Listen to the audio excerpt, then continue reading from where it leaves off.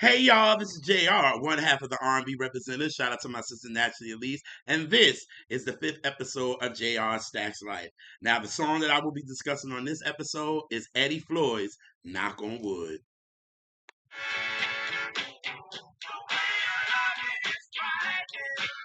I better knock on wood. Yes, baby.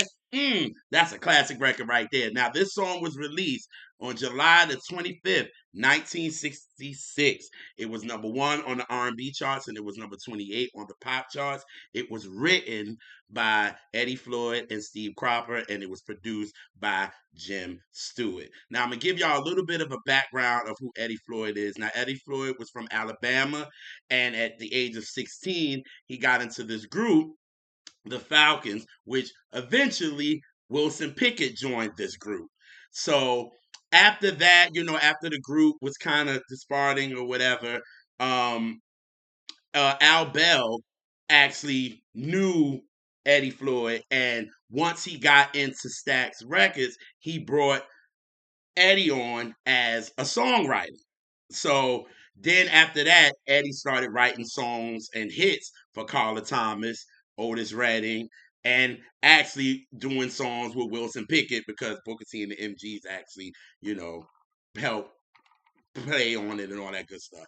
But so when it came to Knock on Wood, what happened was that um, Eddie and Steve actually booked a room for a songwriting session at the Lorraine Hotel. Now, if you guys know about the Lorraine Hotel, that is actually the hotel where Martin Luther King actually got shot. But this is where a lot of the Stax songwriters went just to book and get sessions and come up with good songs and things like that and things like.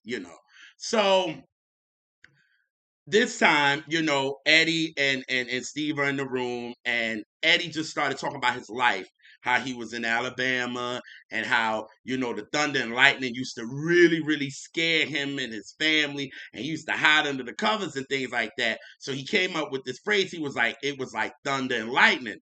And Steve was like, whoa, I like that. I like that. Let's build from that. You know what I mean? So after that, it was like, they wanted to create a song about superstition and luck and things like that. So they was trying to come up with so much stuff, but they couldn't. And finally, Eddie knocked on a chair and was like, luck, knock on wood. Boom. Now the song just completely changed. And this song was really about, knocking on wood to keep a girl that they really were in love with. You know what I mean? And this is why we got the great song Knock on Wood for real. Just classic and crazy how they came up with it. You know what I mean? But there's a lot of fun facts that went with this song for real. So the pause that we hear, I think I better not. Dun, dun, dun, dun. Well, it wasn't done on purpose. Now, Al Jackson, who was the drummer of Booker T and the MGs, actually did that part to actually, break up the line so it can make sense. But they also realized that part could also give you the vibe of somebody knocking.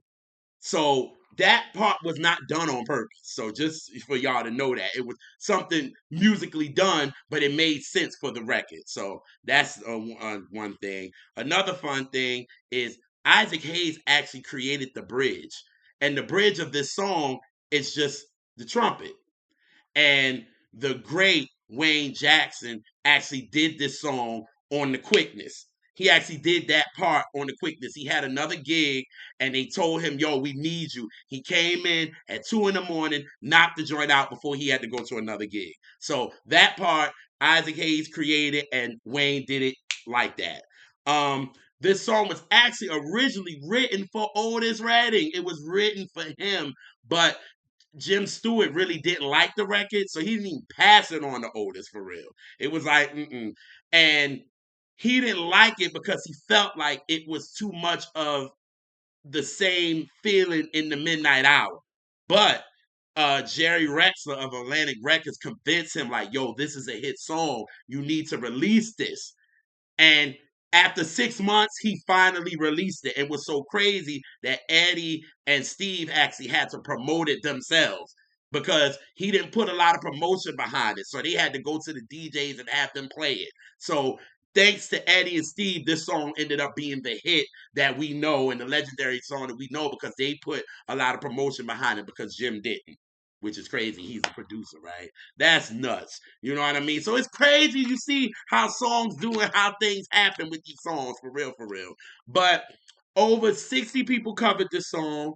And like the song, the versions that I know is actually Otis and Carla did it for their King and Queen album in 1967. Ike and Tina Turner actually did it in 1970.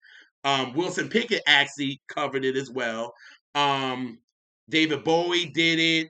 It's so many others, but I think the big one that we know is actually by Emil Stewart, and her version actually went to number one on the pop charts in 1978 when they turned into a disco version. So, but again, the only one to me I love is actually, the Eddie Floyd version because of the thickness and the musicianship of it. And I love Carla and Otis's because the same band is playing on it. So it doesn't matter, you know what I mean?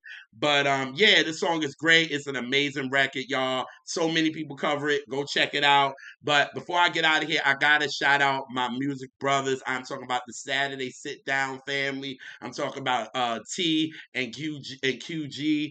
They are doing this Sunday at 5 o'clock. They are doing an episode alive on Stax music and all of that, and it's gonna be so amazing. I'm gonna put the info in the more info box so y'all can just click on it and get right into the live because I'm gonna be up in there too. So definitely show them some love because listen, y'all see I'm JR Stacks Live and they're doing the Stacks episode, so that just goes to show y'all how important Stacks is to music. So hopefully y'all enjoyed this episode, and I will see y'all on the next episode of JR Stacks Life. Peace.